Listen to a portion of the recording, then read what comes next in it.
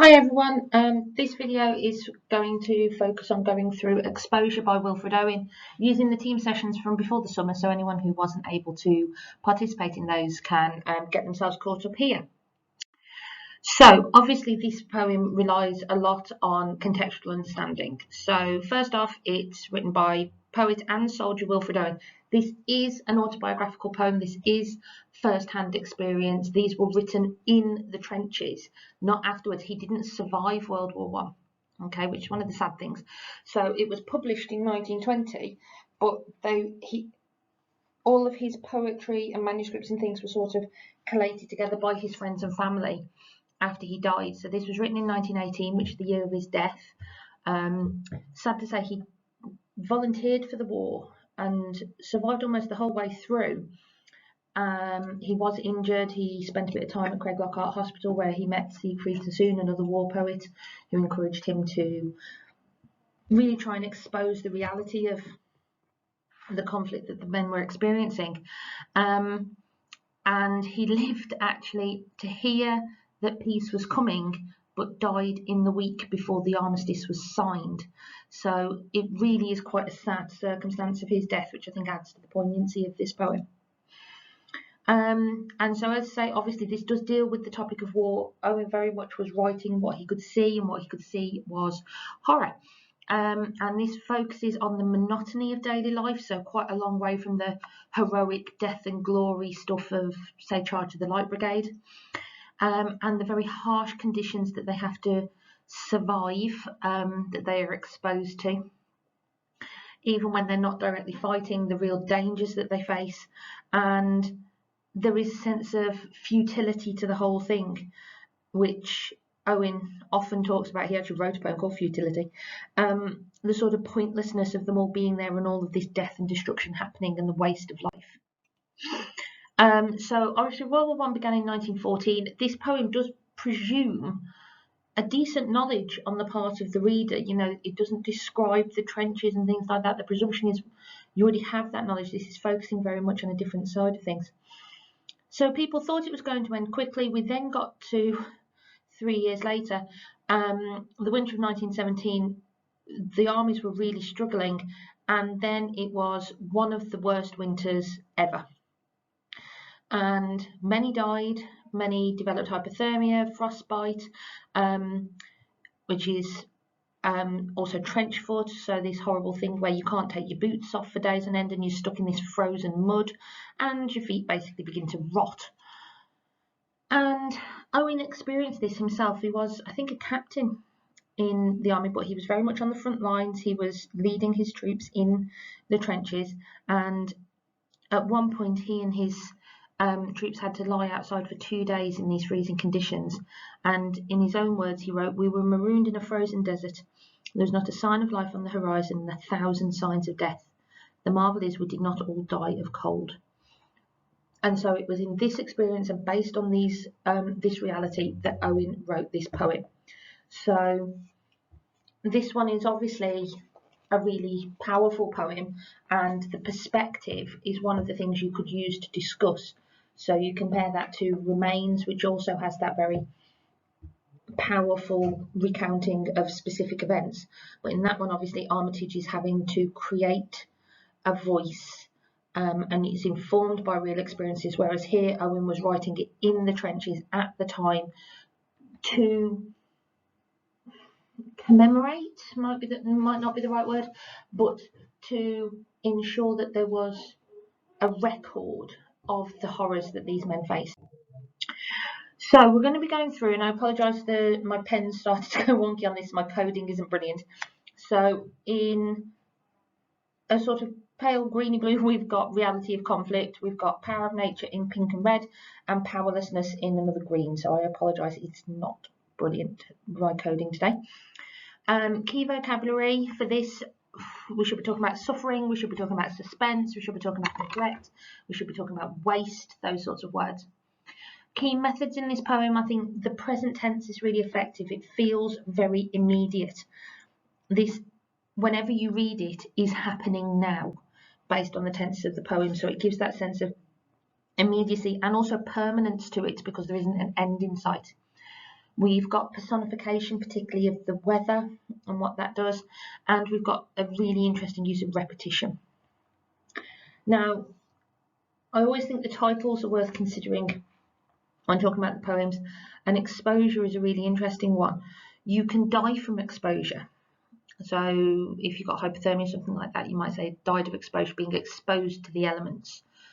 If you're exposed, there's a sense of vulnerability, of being sort of exposed to something means sort of it's a dangerous position. There's also that sense of bringing in light, like you expose a camera film. So that sense of he wants to create exposure for these horrifying conditions. He wants to expose the reality that these soldiers were having to survive. So you've got a lot of different interpretations of that poem, and I think all of them are valid because all of them at one point or another are being used and referenced in this poem. So we begin with Our Brains Ache, which gives it that sense of a shared personal experience. These are things that are happening to all of them, and this isn't therefore unique to him. It's trying to show the universality of this experience. So whereas in something like Poppies, the voice in that is deliberately made to be standing for all mothers, or in bayonet charge we don't get any specifics, so it can stand for all soldiers. Here instead Owen uses the plural pronouns of we and our, so that we get that sense of this is all happening to all of them. So instead of this could happen to anyone, Owen is saying this is happening to everyone. And the idea that it's their brains ache, your brain is who you are, and the idea that it's got inside you right from the start of the poem.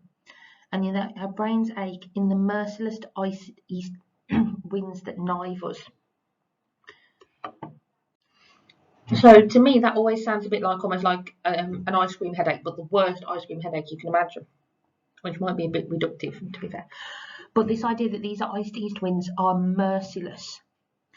So it feels like nature has turned on them. So we normally expect war poetry written in the trenches to be about the dangers from the enemy and things like that. We don't have that here.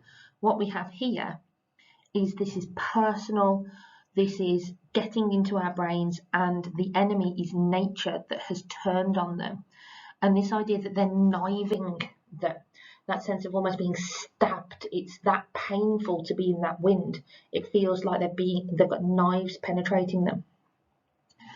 Wearied we keep awake because the night is silent.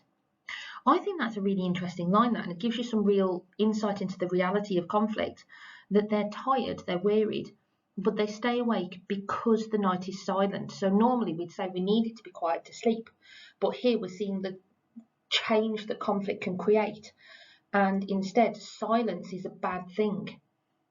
Silence is strange for them. It feels almost unnatural. It feels like something's coming or something's going to happen. There's a sense of expectation in the silence, and so it's keeping them awake. So there's a really interesting little insight there, I think.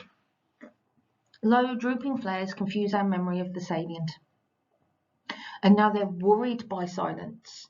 Sentries whisper, curious, nervous, but nothing happens. So this sense that all they can do is be worried by the silence, but they have to wait. There's nothing to be done, so there's that powerlessness coming through. And then you get that sense of, but nothing happens. Now, I often talk about but as a tone change word for poetry. What's interesting here is the tone change is that they're expecting something, but nothing happens. And it's that constant waiting and the expectation and sort of hanging around that is quite awful. And you get that sense that there's almost worse than something happening. Also, it helps to emphasize the combination of both boredom and tension these men lived under and are quite unexpected, and the sense that you wouldn't think it would be boring, but this sense of the tedium of having to wait for something and knowing that something is inevitable, but never knowing when or where it's coming, and not having that power to have some control over that would have that incredibly stressful effect. Watching, we hear the mad gusts tugging on the wire. So here we're starting to get the weather personified, feeling like an attack. So the gusts of wind are tugging on the barbed wire that's in front of the trenches. almost like it's trying to get in, and all they can do is listen and endure this. They can't do anything about it. And it's compared to, using this simile, like twitching agonies of men among its brambles. And again, I find that a really almost upsetting contrast, because we have this idea that Owen tries to explain what this sounds like to those of us at home. And normally when you use a simile, you compare it to something people can understand and identify with, and more normal experience. And for him, this frame of reference for the soldiers is the wind sounds like the sound that happens when someone is injured and caught in the barbed wire and is dying, and they have to listen to it in the trenches. So again, that insight into the reality of conflict, and that their normal comparison for this noise is someone slowly dying, thrashing around in a massive ton of barbed wire. So there's a really uncomfortable insight into the reality, and I think particularly because it's being used as a simile, it's really effective, because normally that position in the simile is the more understandable, relatable comparison. So that really gives us an insight into what their everyday life is like. Northward incessantly the flickering gunnery rumbles, far off like a dull rumour of some other war. So we get this sense of incessantly happening. So somewhere else, northward, far off, there's some other war happening. And it's almost as if they feel left out. But it's again reinforcing that sense of waiting that we had established in stanza 1. It's building that idea that other places are carrying on as normal. Here it's quiet. Why? What does that do? And it gives the men a chance for them to their imagination to start running, and nothing good comes from that.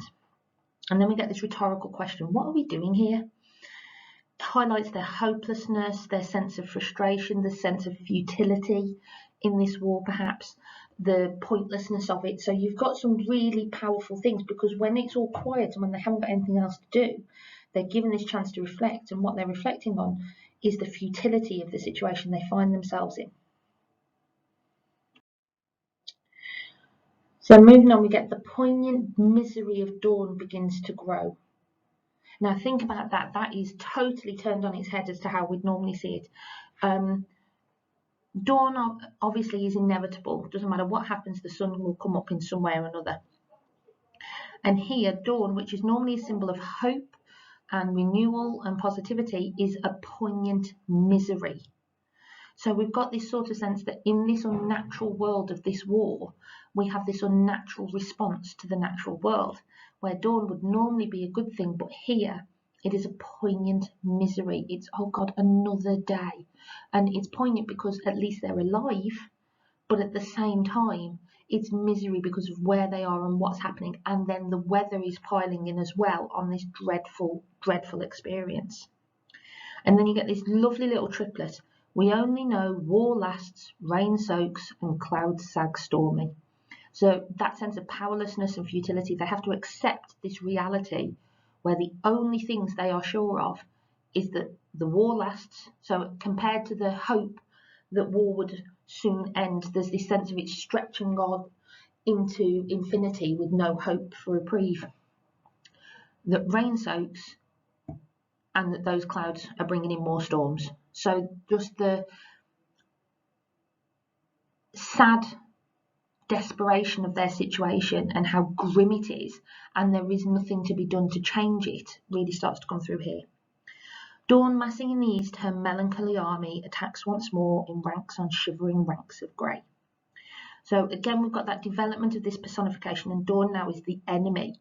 She's bringing in her melancholy army and is attacking them once more. So that sense of there's no defence against this opposing natural force. All they're doing is she's got this overwhelming force of ranks on ranks, and the idea that she's bringing the cold with her. So in this day that it's dawned, there's no reprieve, there's no let up. It's another day of freezing cold. And so in the east we see as the sky begins to lighten that there isn't any sunlight. It's just yet again these ranks of grey and this melancholy army that's going to attack them. And at this point, that is far more dangerous to them than the German soldiers on the other side of no man's land, because there is no defence here. So we've got this sense of everything massing. So there's all these storm clouds building up, but nothing happens. And that refrain obviously is used throughout this poem, and the repetition of it helps to emphasize their powerlessness and also that sense of inevitability. They can see this opposing army of storms coming, but you can't stop that. They're not allowed to go anywhere. They have to just sit there and wait for the attack of the snow. Sudden successive flights of bullets streak the silence, less deadly than the air that shudders black with snow. So again, we get that real jarring image where the bullets are safer than the snow, which makes us feel really sort of disconcerted, because we're starting to realise just how vulnerable their situation is, because obviously for the vast majority of us, snow isn't that dangerous. You go inside, you can wait it out, whereas here they're exposed. All they can do is wait and hope they'll survive. And the sibilance there is quite disconcerting, I think. The sudden successive flights of bullets streak the silence. So the sibilance there draws attention to those bullets firing, but it's a soft sound, which makes them feel less threatening. So you've kind of got this disconnect between the sound that Owen is using and the potential danger, which lessens the danger of the bullets. And then that helps to emphasise the point he's making on the next line with the fact that they're less deadly than the air that shudders black with snow. And again, you've got that contrast, because obviously we think of snow and we think white.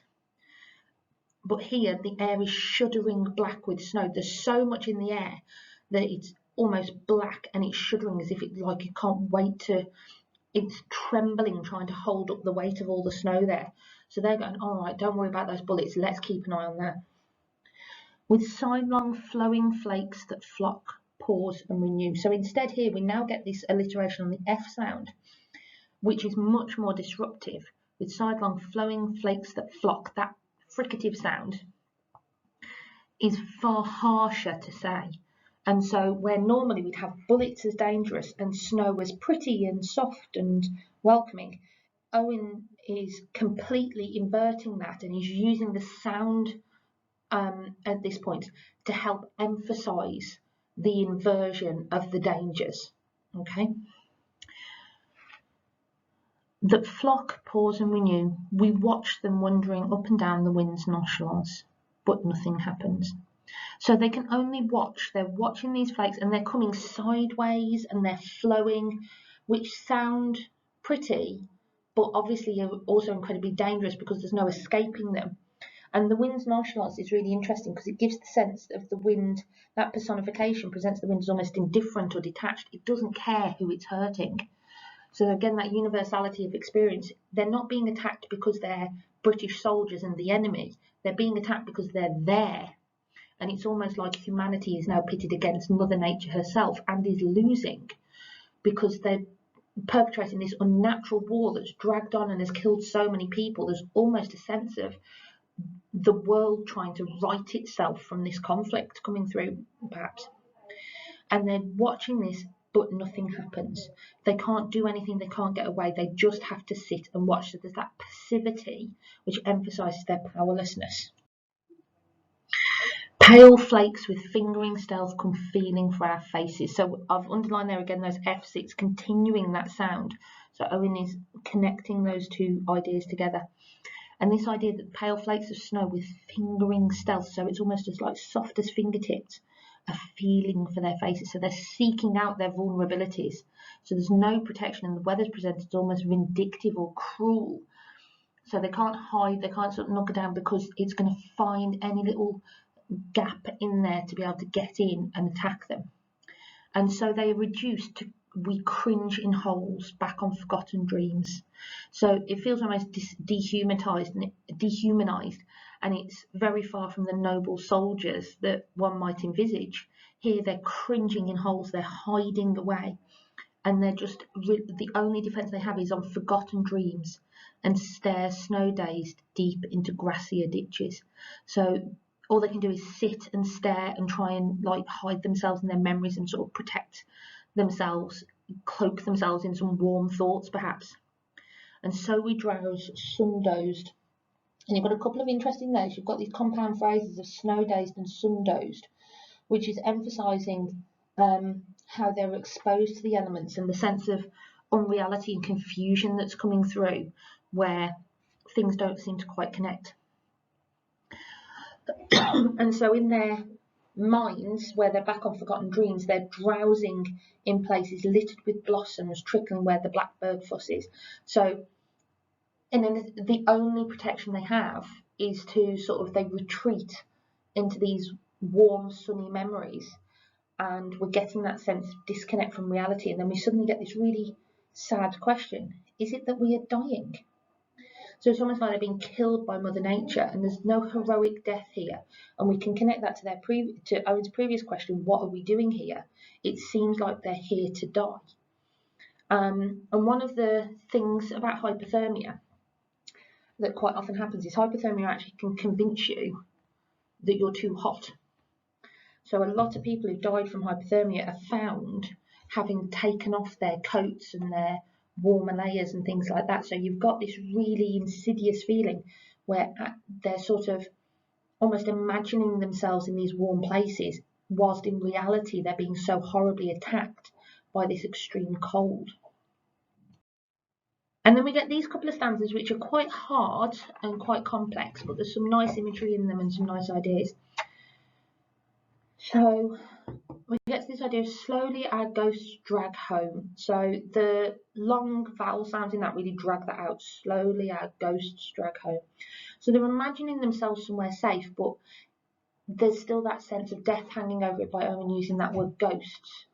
And they can only imagine themselves somewhere safe because they're half dead, and it's like their spirits are trying to get themselves home. Glimpsing the sunk flyers, glozed with crusted dark red jewels, crickets jingle there. For hours the innocent mice rejoice. The house is theirs. So there's this really positive image, and I like that Owen particularly focuses on the fire, which is obviously what you would do in this situation. You imagine a cosy, warm house, but there's no one there. Nature has reclaimed even this space.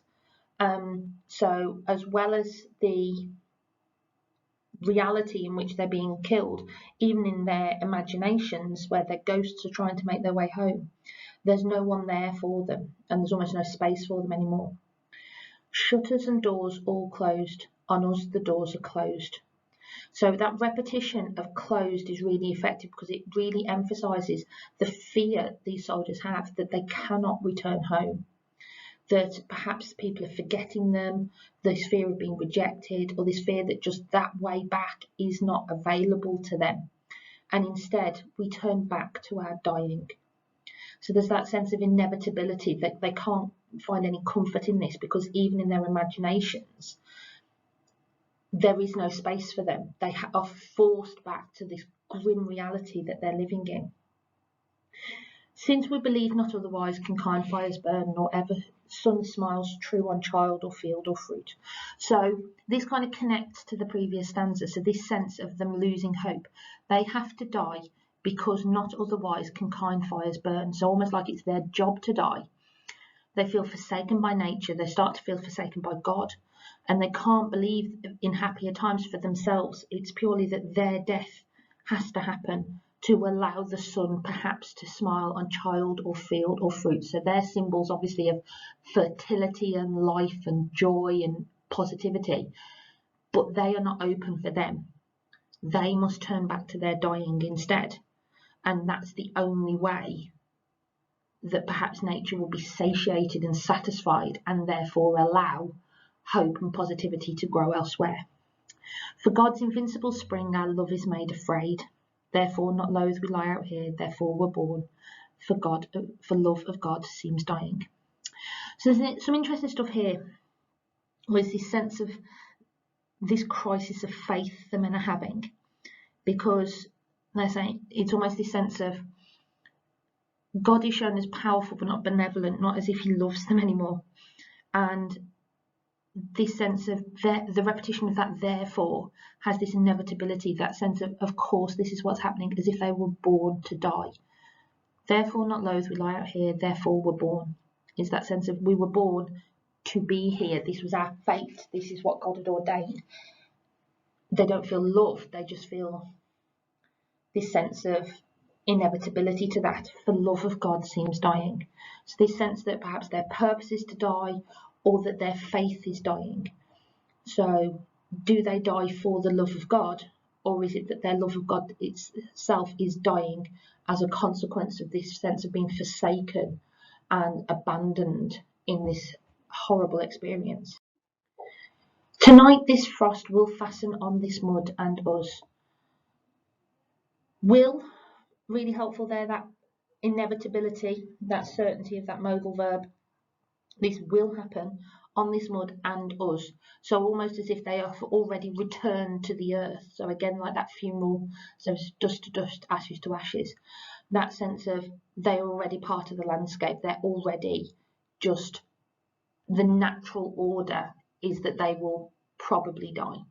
Shrivelling many hands and puckering foreheads crisp. So you've got this